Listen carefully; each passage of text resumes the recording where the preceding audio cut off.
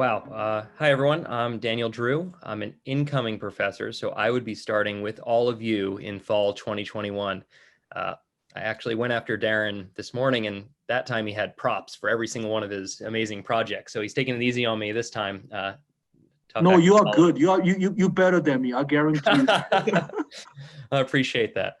So I'm working towards a future filled with ubiquitous insect scale robots. And that is a systems level undertaking that combines a number of electrical engineering topics, including MEMS, microfabrication, uh, control of swarms, and basic autonomy, which includes power autonomy as well as the controls for how do we realize that. My research to get there largely involves these three thrusts, which is development of novel mechanisms, development of multifunctional components that overcome the resource constraints at scale, and the development of ecosystems, the surrounding infrastructure that enables these small robots to exist long-term in their environment. Now, just touching on different topics there, propulsion at the millimeter and centimeter scale is extremely difficult. Existing robotic actuators begin to fail. You may have seen some biomimetic solutions, ones with flapping wings that replicate insects. My work is completely different. We microfabricate using MEMS technology, atmospheric ion thrusters. So these produce ions, accelerate them, and fly through the air with no mechanical moving parts and completely silently. They look something like this when they fly around. This is ongoing work to improve the efficiency and thrust of these. So this is a large topic, and I'd like to say leading this space, and I think it's exciting stuff. But even if we have a propulsion mechanism, there are extreme resource constraints at scale that make it difficult to realize an autonomous robot. So one way to get around that is to create multifunctional components, pieces that take advantage of things like passive mechanical structures to produce communication strategies.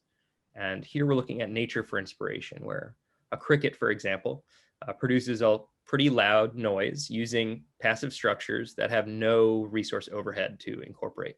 They're actually built into the wings themselves. And we can replicate this mechanism and get essentially free acoustic communication and sensing for our groups of robots in the future. Finally, on the front of artificial ecosystems, I believe that there's a large degree of specialization that we are not taking advantage of in the swarm space. In reality, social insects actually have a large amount of phenotypic diversity, which means that individual workers, for example, the leafcutter ants, specialize for tasks. So our platforms are not going to be incredibly versatile. We need to design different platforms that work together. So I think when you're looking at an advisor in grad school, there are at least three important questions. One is specific to me. The first is, why choose this research area? Why millisystems, microrobots? I think it's inherently interdisciplinary. It involves all the interesting parts of electrical engineering. It also touches on, materials, traditional mechanical engineering topics.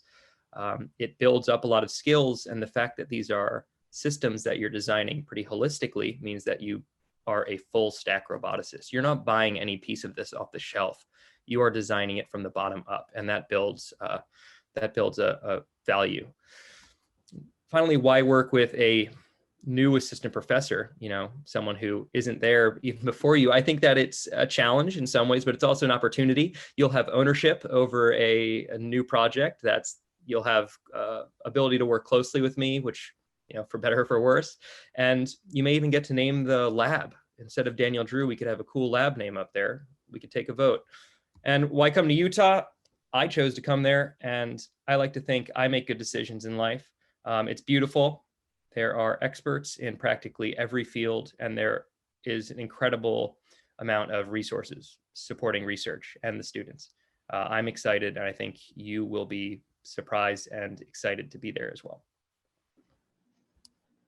Yeah, so just reach out to me if you have any questions, want to talk. I'm at that email address at the top, or you can check out my website.